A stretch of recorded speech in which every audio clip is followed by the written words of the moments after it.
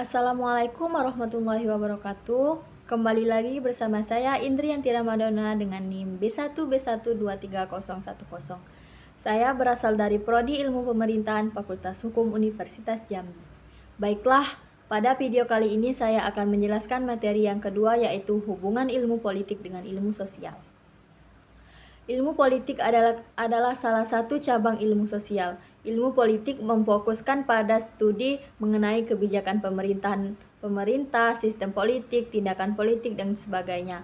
Oleh karena itu, ilmu politik berhubungan erat dengan ilmu sosial.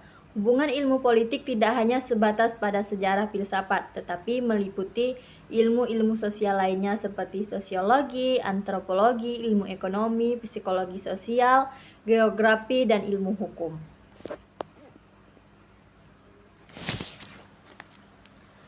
Baiklah, menjelaskan yang pertama yaitu sosiologi. Di antara ilmu-ilmu sosial, sosiologilah yang paling pokok dan umum sifatnya. Sosiologi membantu sarjana ilmu politik dalam usahanya memenuhi latar belakang, susunan dan pola kehidupan sosial dari berbagai golongan dan kelompok dalam masyarakat. Dengan menggunakan pengertian-pengertian dan teori-teori sosiologi, sarjana ilmu politik dapat mengetahui atau mempengaruhi atau dipengaruhi oleh misalnya keputusan kebijakan atau sifat keabasan politik, sumber-sumber kewenangan politik, pengadilan sosial, dan perubahan sosial.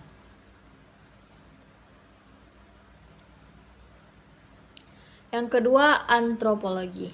Jasa antropologi menyambung pengertian dan teori tentang kedudukan serta peran sebagai satuan sosial, budaya yang lebih kecil dan sederhana. Mula-mula antropologi lebih banyak memutuskan perhatian pada masyarakat dan kebudayaan di desa-desa dan di pedalaman.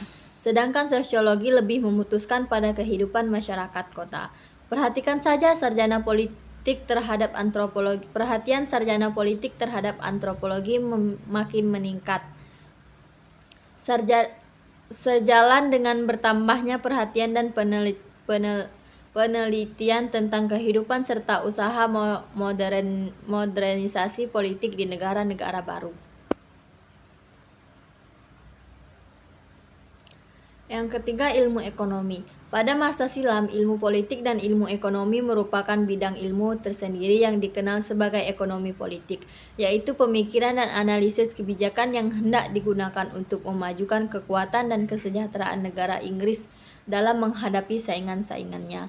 Dalam mengajukan kebijakan atau siasat ekonomi tertentu, seorang sarjana ekonomi dapat bertanya pada seorang sarjana ilmu politik tentang manakah kiranya yang paling baik disusun guna mencapai tujuan ekonomi tertentu.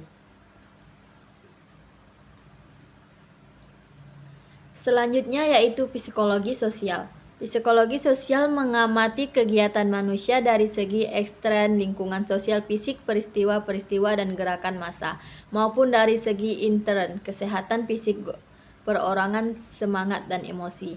Dengan menggunakan dua macam analisis ini, ilmu politik dapat menganalisis secara lebih mendalam makna dan peran orang kuat, kondisi sosial ekonomi, serta ciri-ciri kepribadian yang memungkinkannya memainkan peran besar instrukturnisasi politik. Yang selanjutnya yaitu geografi. Dalam masa sebelum Perang Dunia Kedua, suatu cabang geografi terdapat perhatian besar yaitu geopolitik, yang biasanya dihubungkan dengan seorang Swedia bernama Rudolf Klein 1864 sampai 1933.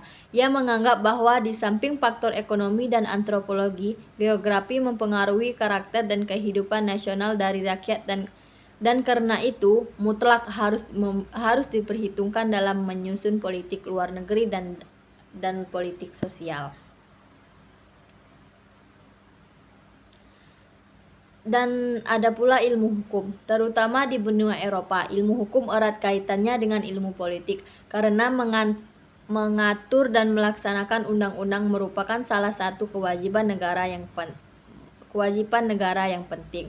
Analisis mengenai hukum serta hubungannya dengan negara mulai dikembangkan dalam abad ke-19, tetapi pada taraf itu terbatas pada penelitian mengenai negara-negara berat saja. Sarjana hukum melihat negara sebagai lembaga atau institut dan menganggap organisasi hukum yang mengatur hak dan kewajiban manusia.